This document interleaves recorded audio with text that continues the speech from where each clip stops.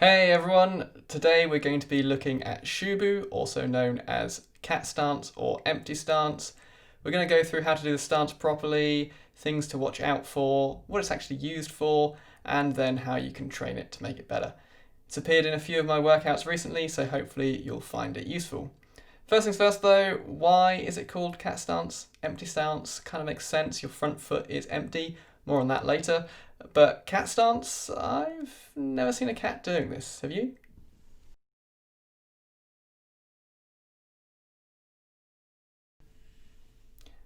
Okay, well, maybe they do then. I don't think that's the reason though. I think it's actually related to a Shaolin principle: shrink like a cat, expand like a tiger. We'll get into that later as well. But first, it's a really hot day. My gym's like a sauna, so we're going to go into the forest to do our filming on this one.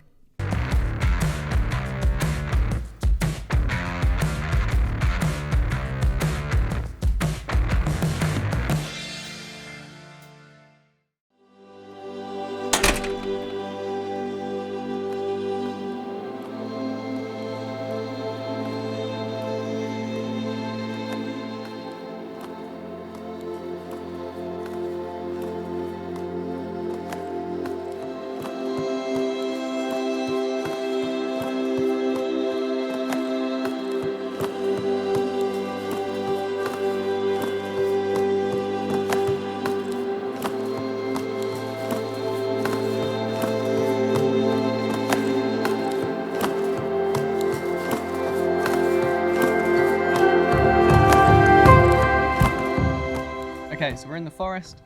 Let's look at how we do Shubu then. First thing we're going to do is we're going to take our feet, have them about hip width apart. Then we're going to do this on the right side first. We're going to take our right foot and we're going to turn it out around about 30-40 degrees. Then we're going to bend our leg so that our right knee tracks over our toes. By this I mean it's heading in the same direction along the same line. It's not pushing out to the side. It's not pushing inwards. Everything's nice and lined up. The reason we do this is it makes sure that we're nice and stable and balanced, but also it's not putting too much pressure on the knee. Next thing we're going to do is take our left foot and put it out in front of us. And we're just going to touch the ground with our toes, and really is just for balance. We're not going to put any of our weight on it. All of our weight is on our back leg. This is why we call this empty. It's an empty stance because this front leg doesn't have any weight. What that means is that I can lift it up, I can move it around, do whatever I want with it, and I'm still maintaining the same position, the same weight distribution. And then I can put it back down, and again, it's just there for balance.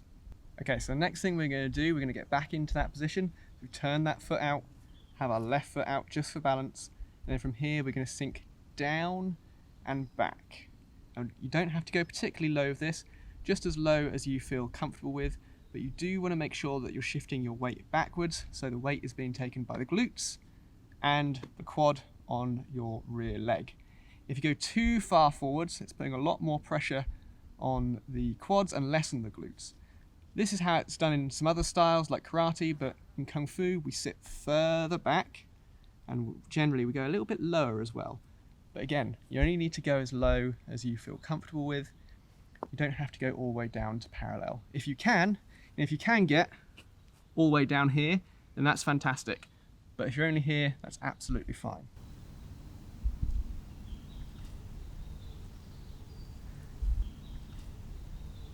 So as we sink down into the stance, you will find your body goes forward a little bit. Just naturally as you sink, your body is going to have to tilt forward in order to maintain your balance. Otherwise you're going to fall backwards. But just like with our Mabu, we don't want to really lean all the way forward, hunch over, because that's going to compromise our position. So we want to try and stay as upright with the body as we can, even as we sink down. The other thing to bear in mind is that this knee position can be wherever we want it to, really. So it can be straight on. That's a kind of nice basic position for it to be in, but it can turn in, it can turn out. This is a flexible position, and really its use is so that we point our knee towards our target, and then we're in the most defensive position. So if our opponent's over there, we can turn our knee in slightly, we're protecting our groin. If they're over here, we can turn out slightly, we're a bit more protected from the outside. But our default position is kind of roughly straight, maybe turned in just a little bit.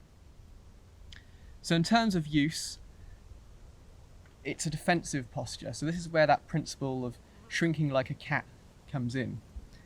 If someone comes in to attack me, I want to avoid it, I'm moving backwards, but I'm not necessarily just moving backwards, I'm moving backwards and sinking my weight down.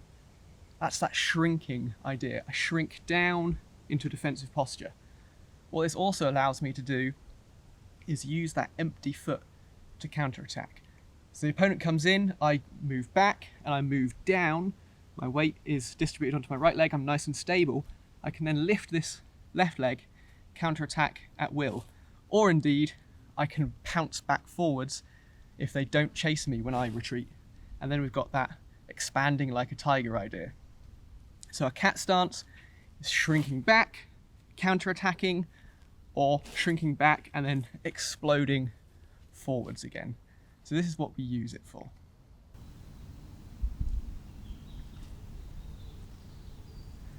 So things we want to avoid doing whilst we do our cat stance. I've already mentioned the knees tracking over the toes. We don't want to turn our knee out. We don't want to turn our knee in. It's not that that position is necessarily bad for your knees if you're trained and you can take it. But if you're not used to that kind of position, it will put a lot of pressure, which we don't really want to do. And also, from a point of view of stability, if we're out here, we're not very balanced. Here, we're a lot more balanced. The other thing, as I said, is the back. So we don't want to tilt forward. We want to try and stay as upright as possible. Now, another tendency, especially if you're tilting forward, is to put too much weight on that front foot. Remember, this is meant to be empty. I'm meant to be able to lift it up. If I'm leaning forward, I'm not going to be able to lift it. I need to shift my weight back so I can lift it. It's not taking any of my weight. Final thing to think about is the angle of that foot position. If we're turned too far out, this is a bit extreme, but to illustrate my point, one, it kind of defeats the defensive point of Shubu. I'm wide open, but also, again, it's not a particularly stable or useful position to be in. Equally, if we're too narrow, it's going to be very difficult to hold. So we want to turn it out that right kind of 30-40 degree angle, and that's the perfect position for us. Now in terms of training this then, as with a lot of our stances, holding it for as long as you can is a really good way to train it. And we obviously want to do it on both our right leg and our left leg as well. But you'll probably find that you get to a point where you're training and you're training and you're training, and maybe you're being able to hold it for longer, but you can't get any lower. Say you'll get this low and just any more and you fall over, or you get down to that lower point and you can only hold it for a few seconds and you're not really improving. That's because that bottom range of motion is really hard to work on. So an exercise that you can do to help improve that is to use something to sit on. I've got a tree here to demonstrate, but a bench, chair, whatever you happen to have is a useful item. So you sit down, you get into your Shubu position. So I'm going to do it on my right, I'm going to turn my right foot out, left foot here just for balance. I'm going to lean forward slightly just to give myself the momentum to sit up. And I'm going to sit up into a very low Shubu position, and I'm going to hold that position and straighten my back up again. So I sit up, I'm leaning forward more than I want to, so I lift up, I'm now in a good Shubu position, I hold here for a second, and then I sit back down. And then I repeat this over and over. So I sit up, pull back, hold, and then sit down. And by doing this, we're working that bottom range of motion, and we're making sure that we're strengthening that position without having to sink all the way down into it, which can be very hard to do. And eventually, you build up more and more reps of this, and then you can hold it for longer and longer, and then you'll find that it's actually a lot easier to get into that bottom position of your Shubu. Final thing you can do, as well as holding and sitting up, is slowly sinking down and out. So it's kind of like a one-legged squat. Get into your Shubu position, you slowly come down, hold for a second, and then slowly come up. And then slowly down, and then slowly up. And again, you just repeat that for a certain number of reps, and then you can increase the length of time and the number of reps that you do over time as you get stronger and stronger.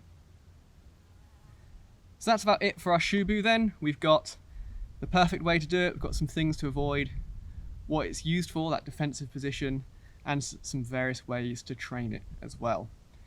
Hopefully that's been useful for you guys. I will see you in the next one.